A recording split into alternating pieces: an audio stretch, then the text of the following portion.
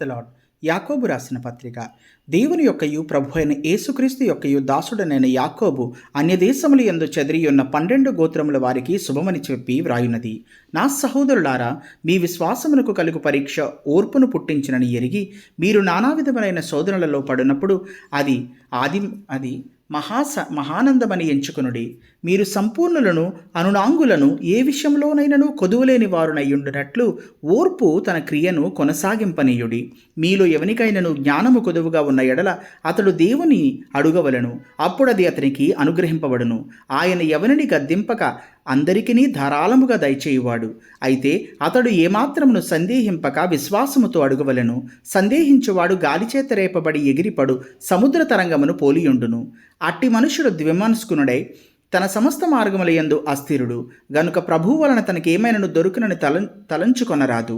దీనుడైన సహోదరుడు తనకు కలిగిన ఉన్నత దశయందు అతిశయింపవలెను. ధనవంతుడైన సహోదరుడు తనకు కలిగిన దీనదశయందు అతిశయింపవలెను. ఏలయనగా ఇతడు గడ్డి పువ్వు వలె గతించిపోవును. సూర్యుడు ఉదయించి వడగాలి కొట్టి గడ్డిని మార్చివేయగా దాని పువ్వు రాలును, దాని స్వరూప సౌందర్యమును నశించును. అలాగే ధనవంతుడును తన ప్రయత్నములలో వాడిపోవును. శోధన సహించువాడు ధన్యుడు. అతడు శోధనకు నిలిచిన వాడై ప్రభు తన్ను ప్రేమించు వారికి వాగ్దానము చేసిన జీవ కిరీటము పొందును. దేవుడు కీడు విషయమై శోధింపబడనేరడు. ఆయన ఎవరిని శోధింపడు గనుక ఎవడైనను శోధింపబడినప్పుడు నేను దేవుని చేత శోధింపబడుచున్నానని అనకూడదు.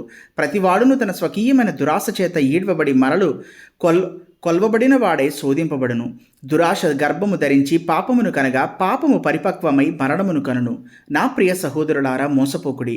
శ్రేష్టమైన ప్రతి ఈవియు సంపూర్ణమైన ప్రతి వరమును పరసంబంధమైనదై జ్యోతిర్మయుడగు తండ్రి యొద్ద నుండి వచ్చును. ఆయన యందు ఏ చంచలత్వమైనను గమనాగమనముల వలన గలుగు ఏ ఛాయ అయినను లేదు.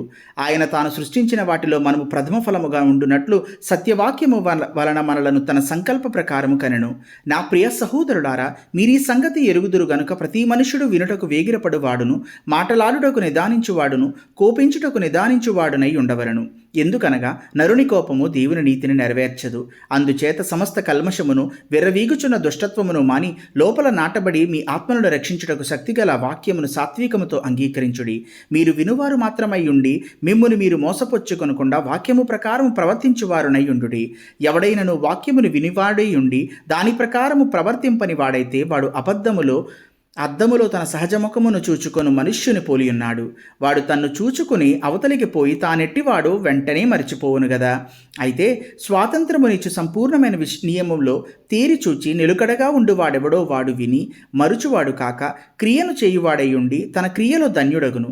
ఎవడైనను నోటికి కళ్ళెము పెట్టుకొనక తన హృదయమును మోసపరుచుకొనుచు భక్తి గలవాడనని అనుకుని ఎడల వాని భక్తి వ్యర్థమే.